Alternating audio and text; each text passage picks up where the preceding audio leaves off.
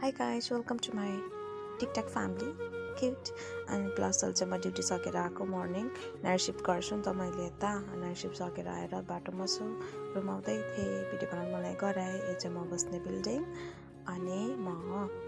त्यहाँकै बोल्दैछु पटर पटर पटर हेर्नु न पटौरी मेरो नाम पटौरी हो नि त पटौरी प्लस फेरि यो चाहिँ म बस्ने जाने बाटोको अन्त्यतिर फुलहरू कति राम्रो फुल्छ क्या कति राम्रो छ क्या दामी छ अनि रोड देखाउँदैछु हेर अनि यो चाहिँ मेरो फेभरेट फ्लावर अनि हेर फुल टिप्ने चक्करमा आफ्नो लुगा खराब गरेको यो पनि मलाई मनपर्छ अनि म बिल्डिङमा आइपुगेँ अनि मेरो अनुहार देखाएको अनि फुल लगाएर पुरै अनुहार के भएको छ यहाँ थाहा छैन मेरो अनि यो चाहिँ 34सम्म छ क्या अनि